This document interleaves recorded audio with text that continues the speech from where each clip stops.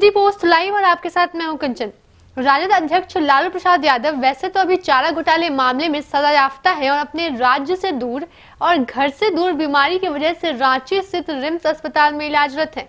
लेकिन सजायाफ्ता और इलाजरत होते हुए भी लालू इस बार के भी लोकसभा चुनाव के लिए बिछी चुनावी बिसात पर बड़े ही उम्दा तरीके से अपनी चाल चल रहे हैं। बिहार की राजनीति जो केंद्र की राजनीति को हर चुनाव में प्रभावित करती रही है, उस राजनीति में लालू का वो स्थान है कि आप उन्हें नकार नहीं सकते। यही वजह है कि विरोधी भी उनके राजनीति के कायल हैं और जानते हैं कि लालू की बिछाई बिसात पर जीत दर्ज करना इतना आसान नहीं है। आज भी लालू लोकसभा चुनाव की अहम धुरी बने हुए हैं और रिम्स से ही अपनी चुनावी पत्ते खोल रहे हैं।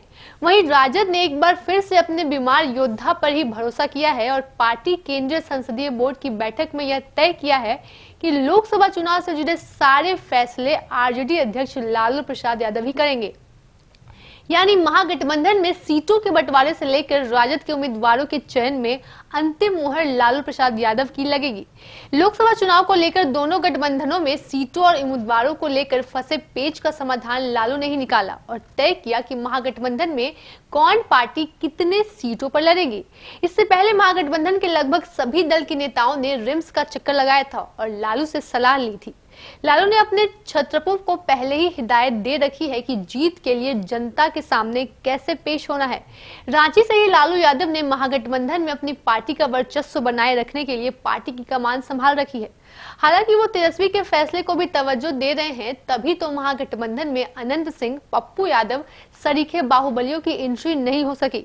वहीं लालू ने कांग्रेस नेताओं की अनर्गल बयानबाजी और बड़ा भाई बताने वाले बयानों पर लगाम लगाने की हिदायत देते हुए सीट शेयरिंग में देरी होने पर कड़ी फटकार लगाई थी और कहा था कि हवा में मत उड़िए, जल्द से जल्द सीटों को फाइनल कीजिए। लालू की इसी फटकार के बाद ही सीटों पर तालमेल बना और महागठबंधन की मीटिंग के बाद बात बन सकी है।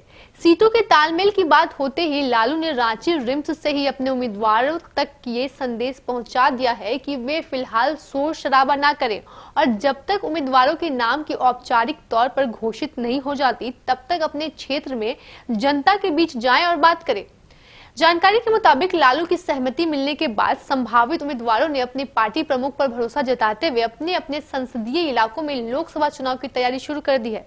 जिस तरह से एक समय में विधानसभा चुनाव में मिली करारी हार के बाद लालू बिल्कुल शांत हो गए थे और फिर से अपनी जमीन तलाशनी शुरू कर अपने और अपनी पार्टी को मजबूत किया और सबसे बड़े दल के रूप में एक बार फिर से बिहार में उभरे, उससे साबित होता है कि लालू बिहार की जनता की नब्ज अच्छी तरह पहचानते हैं।